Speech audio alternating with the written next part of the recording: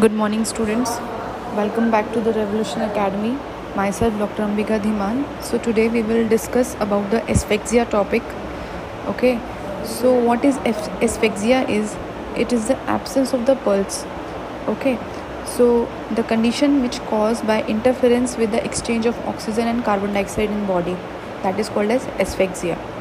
So basically it's a condition. Okay. And its defective aeration of the blood due to any causes also will leads to the condition of asphyxia. Now we will see the pathophysiology of asphyxia. So asphyxia is caused by decreased oxygenation in the lungs, as you can see in the chart. Okay, which leads to the capillary dilatation. अब oxygen शरीर के अंदर lungs के अंदर कम होगी, जिसकी वजह से क्या है, कैपिलरीज फोर्स करेंगी, ठीक है, to enhance the oxygen in the capillaries, ठीक है. तो उससे ब्लड जो है ज़्यादा आएगा, कैपिलरीज अगर ज़्यादा डायलेट होंगी तो, ठीक है, जिसकी वजह से ब्लड ज़्यादा आएगा तो ऑक्सीजन भी डिमांड पूरी होगी. उसकी वजह से क्या है, later on it will leads to the engorgement, ठीक है, एनगॉर्जमेंट ऑफ द कैपिलरीज. उसके बाद leads to stasis of the blood वहाँ इकट्ठा हो जाएगा. उसके बाद क्या होगा, venous return, decrease the venous return, ठीक है. जैसे आपने देखा होगा कभी कार्डियक चार्ट, उसके अंदर क्या है, सबसे पहले जो है राइट आर्टरियस एट्रियम से राइट वेंट्रिकल से जो है ये इसमें जाता है पल्मोनरी आर्टरी में, ठीक है, डीऑक्सीजनेटेड ब्लड. उसके बाद क्या है, लेफ़्ट और एट्रियम में जाता है, लेफ़्ट एट्रियम से लेफ़्ट वेंट्रिकल. उसके बाद लेफ़्ट वेंट्रिकल से जो ऑक्सीजनेटेड ब्लड रहता है नॉर्मल साइकिल के अंदर, वो आता है हमारा जो पल्मोनरी वेन के अंदर, ठीक है. उसके बाद सारे शरीर के अंदर डिस्ट्रीब्यूट होता है. तो इसमें हम चार्ट में आप देखेंगे, जब हमारे पास ब्लड जो है एक जगह पे कैपिलरीज में स्टेसिस मतलब इकट्ठा हो जाएगा, उसके बाद क्या है, वेनस रिटर्न कम हो जाएगा, ठीक है. उसकी वजह से क्या है, पल्मोनरी फ्लो जो है वो कम हो जाएगा, उसकी वजह से ऑक्सीजन की कमी शरीर के अंदर हो जाएगी. उस कंडीशन को हम बोलते हैं एस्फेक्सिया, ठीक है. अब हम देखेंगे इटियोलॉजी, मतलब कारण क्या क्या है, एस्फेक्सिया किस किस कारण से हो सकता है. तो इसको याद करने का तरीका है T2IME ठीक है. टी से टॉक्सिक और टी से ही ट्रोमेटिक. टॉक्सिक में जैसे मॉर्फिन कंडीशन होगी, मॉर्फिन टॉक्सिसिटी, स्ट्रिक्निन टॉक्सिसिटी, ठीक है. ट्रोमेटिक में क्या है, अगर रिब्स के अंदर ट्रॉमा हो गया कोई, तो उसकी वजह से नीमोथोरेक्स होगा, नीमोथोरेक्स की वजह से एस्फेक्सिया होगा. अब एट्रोजेनिक में क्या है, एनेस्थीसिया देते वक्त भी एस्फेक्सिया हो जाता है कहीं पेशेंट में, टेबल पे लेटे सिनकोप में चला जाता है. अब फोर्थ पॉइंट है मैकेनिकल, एम से मैकेनिकल क्या आता है, स्मोदरिंग, हैंगिंग, ठीक है, स्ट्रैंगुलेशन, चोकिंग, ये मैं आपको आगे बताऊंगी. उसके बाद फिफ्थ पॉइंट आता है एनवायरमेंटल में क्या है, कार्बन मोनोऑक्साइड ज़्यादा हो जाना जिस रूम के अंदर, उसकी वजह से भी एस्फेक्सिया हो जाता है. सीवर गैस में जैसे कई लोग सीवर साफ़ करने के लिए घुसते हैं और वो मर जाते हैं. वो मरते इसलिए क्योंकि वहाँ गैस ज़्यादा डेवलप हो जाती है, उसकी वजह से एस्फेक्सिया हुआ और पेशेंट मर गया. अब नेक्स्ट 6 पॉइंट है पैथोलॉजिकल में क्या है, किसी को ट्यूमर है, लेरेंजियल स्पाज्म है, ठीक है, किसी को रेस्पिरेटरी ट्रैक्ट इन्फेक्शन है, तो उसकी वजह से भी एस्फेक्सिया हो जाता है. अब 7th पॉइंट आता है पोजिशनल, जैसे कई पेशेंट ऐसे होते हैं जो अल्कोहल पी के और ऐसी पोजीशन में लेट जाते हैं जिससे क्या है, एस्फेक्सिया डेवलप हो जाता है, प्रोन लेट जाते हैं, ठीक है. तो उसकी वजह से क्या है, ट्रैक जो है वो बंद हो जाता है, उसकी वजह से एस्फेक्सिया हो जाता है. Now we will see the clinical effects, ठीक है. तो एस्फेक्सिया में 3 कंडीशन आती है. एक तो क्या है, एस्फेक्सिया हुआ तो उसकी वजह से ब्लड फाइब्रोलाइसिस होगा, उसकी वजह से फ्लूइड जो है ब्लड के अंदर आएगा, पेशेंट अनकॉन्शियस होगा, जिसकी वजह से लॉस ऑफ मसल पावर होगी. फिर उसके बाद it leads to the capillary stasis, मतलब कैपिलरी के अंदर ब्लड एक जगह इकट्ठा हो जाएगा, उसकी वजह से क्या है, कैपिलरी पे प्रेशर बढ़ेगा, कैपिलरी रप्चर होगी. और टार्डियो स्पॉट बेसिकली क्या होता है, ये pin point dark red colour के स्पॉट होते हैं जो मेनली कंजक्टाइवा, हार्ट, फेस में दिखते हैं, ठीक है. यही टार्डियो स्पॉट जो है वेनस प्रेशर इंक्रीज़ होने से भी होता है. जैसे तुम चार्ट में देख सकते हो, मैंने 3 तरह से एरो बनाए हैं, एक लेफ़्ट साइड, एक बीच में और एक राइट साइड, ठीक है. तो वेनस प्रेशर इंक्रीज़ होगा जिसकी वजह से कंजेशन होगा, कैपिलरी रप्चर होंगी और टार्डियो स्पॉट डेवलप हो जाएंगे, ठीक है. अब उसकी तीसरा कारण क्या है, कैपिलरी एंडोथेलियल डैमेज हो जाती है, उसकी वजह से कैपिलरी परमेबिलिटी बढ़ जाती है और कैपिलरी में ज़्यादा परमेबिलिटी बढ़ने से फ्लूइड ज़्यादा आएगा, तो पल्मोनरी एडिमा होकर टार्डियो स्पॉट डेवलप हो जाते हैं. अब नेक्स्ट 4th चीज़ जो है एस्फेक्सिया से, ऑक्सीजन टेंशन होती है, ठीक है। ऑक्सीजन टेंशन होने से क्या हीमोग्लोबिन कम हो जाएगा ब्लड के अंदर, उसकी वजह से साइनोसिस हो जाएगा, उसकी वजह से डेथ होती है। तो ये 5 कारण हो गए। एक फिफ्थ कारण क्या है, स्फिंक्टर, जो जितने भी शरीर के अंदर स्फिंक्टर होते हैं वो रिलैक्स हो जाते हैं, उसकी वजह से स्टूल और यूरिन जो है निकल जाता है, जितने भी फ्लूइड्स होते हैं, ठीक है, तो उसकी वजह से भी डेथ हो जाती है। तो ये 5 कारण हो गए जिसकी वजह से एस्फेक्सिया में डेथ होती है, ठीक है। Now we will see a very important topic जिस हैंगिंग, ठीक है। तो ये 5 नंबर में भी क्वेश्चन आ जाता है, कई बार 10 नंबर में भी आ जाता है, ठीक है। तो hanging is basically the self suspension और it is a form of asphyxia caused by suspension of the body by a ligature which encircles the neck, ठीक है। Now we will see the classification of hanging. तो पहले classification में आता है typical, atypical hanging. Typical में क्या है, point of the suspension put centrally on the occiput, मतलब गर्दन के पीछे वाले पार्ट पे नॉट होगी, ठीक है। जब पेशेंट खड़ा होता है तो वो क्या करता है, नॉट जो है पीछे की तरफ बांधा दोनों हाथों से, ठीक है, ऑक्सीपुट के नीचे। और दूसरी क्या है, note is at the nap of the neck on the back side, ठीक है। ये हो गया हमारा टिपिकल हैंगिंग। एटिपिकल हैंगिंग में क्या है, knot of the ligature is anywhere other than the occiput, मतलब राइट साइड गर्दन की राइट साइड भी हो सकता है, गर्दन में लेफ्ट साइड भी हो सकता है, ठीक। अब on the basis of degree of suspension, suspension मतलब उसका गिर जाना पेशेंट का, कंप्लीट, इनकम्प्लीट, ठीक है। कंप्लीट हैंगिंग के अंदर क्या है कि body is fully suspended and no part of the body touches the ground, ठीक है। इनकम्प्लीट हैंगिंग या पार्शियल हैंगिंग में क्या है, body is touching the ground, ठीक है। जैसे कई बार पेशेंट क्या करता है कि उसी के हाइट के अकॉर्डिंग जो है, जहाँ पर उसे लटकना है या जहाँ उसे फांसी लेनी है, ठीक है, वो उसकी हाइट के जितना ही है या कम डिस्टेंस है, ठीक है। तो वो क्या करता है, नॉट लगा के बेड पे या बेंच पे खड़ा होकर नॉट लगा के और बेंच को गिरा देता है। तो उससे क्या होगा, जो उसका कुछ ना कुछ बॉडी पार्ट टच हो रहा है ग्राउंड पे, ठीक है। या फिर वो पार्शियली सिटिंग है या फिर नीलिंग है, मतलब नी जो है, नी जॉइंट लग रहा है उस पर ग्राउंड पे, या फिर लाइंग डाउन बिल्कुल लेट गया है, ठीक है, प्रोन पोजीशन, ठीक है। वेट ऑफ द हेड, इसमें क्या होता है, वेट ऑफ द हेड जो है act as a constriction force, तभी वो हैंग हो जाता है और उसकी डेथ हो जाती है, ठीक। अब हम देखेंगे on the basis of intention, ठीक है। जो हैंगिंग रहता है वो 4 तरह से रहता है, सुसाइडल, होमिसाइडल, एक्सीडेंटल या ऑटो इरोटिक, ठीक है।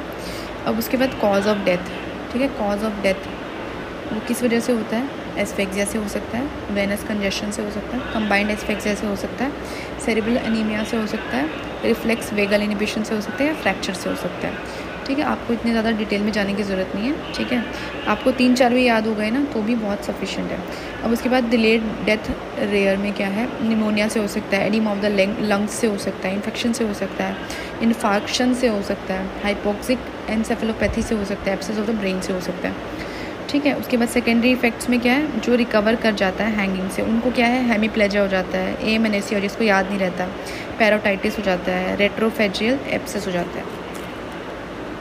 Fatal period of the hanging is first immediate, अगर सर्वाइकल वर्टिब्री का फ्रैक्चर हुआ है तो इमीडिएट जो है डेथ हो जाती है पेशेंट की। रैपिड, अगर हार्ट इनहिबिट हुआ है या एस्फेक्सिया से डेथ हुई है तो रैपिड डेथ होती है। लीस्ट रैपिड, उसमें क्या होता है, कोमा में चला जाता है पेशेंट। तो फेटल पीरियड क्या है हैंगिंग का, 3 से 5 मिनट, इट में extend up to 5 to 8 minutes. ये वेरी इंपॉर्टेंट क्वेश्चन है, इसको याद रखिएगा। We will see the autopsy finding, so I will tell you one by one. तो सबसे पहले what is the duty of forensic expert. So first is photograph should be taken of the victim and the ligature, ठीक है। अब external examination में general features क्या क्या आते हैं, क्लोथिंग एंड पर्सनल इफ़ेक्ट्स क्या क्या है, उसकी क्लोथिंग की कंडीशन क्या थी, डिस्ट्रीब्यूशन ऑफ द लिविडिटी, मतलब पोस्टमार्टम लिविडिटी क्या होती है मैं आगे आपको नेक्स्ट लेक्चर्स में बताऊंगी, मोड ऑफ द डेथ में, ठीक है। तो पोस्टमार्टम लिविडिटी बेसिकली क्या रहता है, ग्रेविटेशन से, ठीक है, जो हमारी कैपिलरीज में से ब्लड निकल कर तो जो है वो जमा होना शुरू हो जाता है डेथ के बाद, ठीक है। तो पोस्टमार्टम लिविडिटी से बेसिकली आप पता लगा सकते हो कि पेशेंट की at the time of death क्या सी पोजीशन रही है, ठीक है, क्योंकि वो टुवर्ड्स ग्रेविटी जमा होना शुरू हो जाता है। जैसे मान लो पेशेंट अगर सीधा लेटा है, ठीक है, या फिर प्रोन पोजीशन में लेटा है, ठीक है, तो पोस्टमॉर्टम लिविडिटी जो आती है वो हाथ और पैरों पे आती है, जहाँ पर ग्रेविटी टच द ग्राउंड, ठीक है, जो पेशेंट की बॉडी है वो टच द ग्राउंड, ठीक है, तो उसी तरफ पोस्टमॉर्टम लिविडिटी होगी। राइगर मोर्टिस की कंडीशन क्या है वो सब देखनी है। ब्लीडिंग फ्रॉम एनी साइड, जैसे discharge of the semen, stool, urine. एक चीज़ याद रखिएगा कि it is the for sure sign of the suicidal hanging, कि उसमें डिस्चार्ज ऑफ द फ्लूइड्स आएगा ही आएगा, ठीक है। और टंग जो है प्रोट्रूजन हो जाएगा और evidence of any trauma will be seen. So हमें एक्सटर्नल फीचर्स में नॉट की पोजीशन देखनी है, लिगेचर का डिस्क्रिप्शन देखना है कि सरकमफ्रेंस क्या थी नूज़ की, जो रस्सी की, ठीक है, विड्थ क्या थी, और जो विड्थ रस्सी की है उसके निशान गर्दन पे है या नहीं है, या कोई और रस्सी यूज़ की है, ठीक है। नेचर ऑफ द नॉट कैसी थी, लिगेचर मार्क कैसा था, उसकी विड्थ क्या थी, ठीक है, स्किन के चेंजेस क्या क्या थे, वो सब देखना है। इंटरनल एग्जामिनेशन में जब हम पोस्टमार्टम कर देते हैं तो उसमें क्या देखते हैं कि एंटीरियर नेक का स्ट्रक्चर देखते हैं, जितने भी सैंपल होते हैं फ्लूइड के या फिर ब्लड के या फिर जो भी लैरिंग्स की स्ट्रक्चर के या फिर फ्रैक्चर के, वो सब सैंपल कलेक्ट करके फोरेंसिक लैब में भेजते हैं, ठीक है। एविडेंस जितने भी रहते हैं, जैसे मॉडिफाइड वाई शेप इंसिजन देते हैं इसके अंदर, मैं आपको आगे बताऊंगी। ऑटोप्सी में 3 तरह से इंसिजन देते हैं, I shape, Y shape, modified Y shape, ठीक है, तो आगे बताऊंगी। और टंग जो है उसको कट करके बेस से ऑब्जर्व करते हैं हैमरेज के, और हैमरेज सब मैंडिबुलर ग्लैंड्स पे भी चेक करते हैं, ठीक है। अब बहुत सारे लोगों को ये डाउट रहता है कि सुशांत सिंह राजपूत का उन्होंने सुसाइड किया था या फिर उनको मारा गया था, ठीक है, होमिसाइडल हैंगिंग देके, ठीक है, या फिर उनका एक्सीडेंटल हैंगिंग था। वो सब मैं डिफरेंस आपको बताऊंगी डिफरेंशियल डायग्नोस चार्ट के अंदर, आप देख सकते हैं, ठीक है। उसी से आप असेस लगा सकते हैं कि क्या वो सिचुएशन थी, ठीक है, आप प्रिडिक्ट कर सकते हैं, क्योंकि आपके मन में बहुत सारे डाउट्स होंगे। तो जो मैंने डिफरेंट बुक से कंपेयर करके एक कंपैरेटिव स्टडी किया है वो ये है कि जो सुसाइडल हैंगिंग रहता है उसमें बेसिकली क्या है, कॉमन मेथड रहता है एस्फिक्सियल सुसाइड में, ठीक है। उसके पास सुसाइडल नोट मिलेगा, ठीक है, उसकी हिस्ट्री रहेगी डिप्रेशन की, he must be on anti depressant medications, ठीक है, पेशेंट। और दूसरा क्या है, person can be between 10 to 80 years, ठीक है, ये हो सकता है। बच्चा कभी भी सुसाइड नहीं कर सकता, मतलब 10 ईयर से छोटा बच्चा कभी नहीं कर सकता, ठीक है। More common in males, it is more common in males, ठीक है। और पॉइंट ऑफ सस्पेंशन जो है उनका रिमेन अप्रोचेबल टू द सुसाइडर, मतलब वो जब जहाँ पर खड़ा होगा, ठीक है, उसकी हाइट जो है, मतलब किसी भी चीज़ के सहारे वो खड़ा हो रहा है तो उसकी हाइट और जो जहाँ पे वो लटकना चाहता है उसकी हाइट वो अप्रोचेबल होगी, ठीक है। अब नेक्स्ट 5th पॉइंट क्या है, पार्शियल हैंगिंग जो है ऑलमोस्ट ऑलवेज सुसाइडल, मतलब जितनी भी आज तक जितनी भी सीन देखे, क्राइम ऑफ सीन जो देखे हैं, उनमें एक एविडेंस निकल के आया है, उनमें एक रिज़ल्ट निकल के आया है कि पार्शियल जितनी भी हैंगिंग्स होती हैं ऑलमोस्ट ऑलवेज सुसाइडल होती हैं, ठीक है। अब 6th पॉइंट क्या है, history of the previous attempts भी हो सकता है, ठीक है। तो आप जितने भी मेरे को वीडियो सुशांत सिंह राजपूत सर की मिलती हैं उसमें ये पॉजिटिव चीज़ें ही बताता है, मतलब नेगेटिव चीज़ें कभी मैंने उनकी नहीं सुनी है, कोई भी ऐसी नेगेटिव वीडियोस तो आज तक हमें नहीं मिली है, ठीक है। अब next 7th point is committed in secluded places, मतलब विक्टिम जो है अपने प्लेस पे हो सकता है, अपने होम वगैरह में, वो ज़्यादातर जहाँ पे भी उसको कंफर्टेबल लगता है वहीं सुसाइड करता है ज़्यादातर, ठीक है। उसके बाद क्या है, सुसाइड नोट मिलेगा फॉर श्योर। और क्या है, fibres of the ligature material should be present in the clenched hand, जो नेल्स रहते हैं ना, नेल्स के अंदर जो नूज़ रहता है, मतलब जो ये रस्सी रहती है उसके मटेरियल्स मिलेंगे ही मिलेंगे, क्योंकि वो क्या करता है कि जब उसको पकड़ता है या उसके फिंगरप्रिंट्स जो हैं वहाँ मिलेंगे, ठीक है। तो कई सारी ऐसी चीज़ें हैं जो सुसाइडल हैंगिंग में हमें फॉर श्योर मिल जाती हैं। और सबसे इम्पॉर्टेंट चीज़ जो मैं आपको बताना चाहती हूँ कि इसमें बेसिकली क्या रहता है कि जो सुसाइडल हैंगिंग रहती है, एंटीमोर्टम हैंगिंग रहती है, उसमें जो है जितने भी सिक्रीशंस रहते हैं वो इट गेट्स वॉइडेड, ठीक है। और दूसरा क्या है, इंट्राओकुलर प्रेशर बढ़ जाने की वजह से आई बॉल जो है वो प्रोमिनेंट हो जाते हैं, ठीक है। फेस जो है स्वोलन हो जाता है, ठीक है। और कभी भी आईज़ जो है पार्शली ओपन नहीं मिलेंगी, ऑलवेज डायलेटेड प्यूपिल मिलेंगी, ठीक है। और इम्पॉर्टेंट शोरेस्ट साइन जो मैंने देखा कि एंटीमोर्टम हैंगिंग के अंदर वो है dribbling of the saliva, it is very very very important, ठीक है। और ये बहुत ही इंपॉर्टेंट है, ठीक है। अब उसके बाद होमिसाइडल हैंगिंग देखेंगे हम। होमिसाइडल हैंगिंग में क्या है, इट इज़ वेरी रेयर, ठीक है। कोई भी ज़बरदस्ती जो है किसी को हैंग नहीं कर सकता है, ठीक है। अगर वो बच्चा है या बूढ़ा है तो कर सकता है, लेकिन अगर कोई यंग है तो वो ही विल श्योरली स्ट्रगल, ठीक है। उसके बाद नेक्स्ट है not possible in adult victim, ठीक है, और अनलेस वो इंटॉक्सिकेट किया है, ठीक है, या फिर उसको अनकॉन्शियस किया है।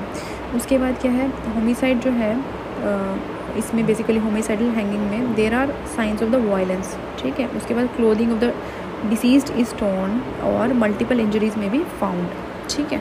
तो ये हो गया हमारा होमिसाइडल हैंगिंग। उसके बाद एक्सीडेंटल हैंगिंग। एक्सीडेंटल हैंगिंग में क्या है, hanging death in the children is basically found in the less than 6 years and it is usually accidental. It happens in the children while playing hanging and sometimes in adults also autoerotic hanging, ठीक है। अब उसके बाद आती है fourth judicial hanging, मतलब जो फांसी दी जाती है ऑफिशियली, मतलब कोई किसी ने क्राइम किया है तो उसको फांसी की सज़ा दी, तो उसमें क्या रहता है, उसमें क्या है, it's a punishment given to the person who have committed suicide, ठीक है। और दूसरा क्या है, drop is at least height of the 5 to 7 feet, उसको गिराया जाता है 5 से 7 फीट नीचे, जो विक्टिम होता है उसको कंप्लीट हैंगिंग दी जाती है। उसमें लिगेचर जो है, ligature around the neck is caused a forcible jerk movement, उसकी वजह से क्या है C2 और C3 वर्टिब्री में फ्रैक्चर हो जाता है, और very rare it is seen in the C3 and C4, ठीक है। तो ये बहुत इंपॉर्टेंट है कि जुडिशियल हैंगिंग के अंदर cervical vertebra second and third fracture मिलता ही मिलता है।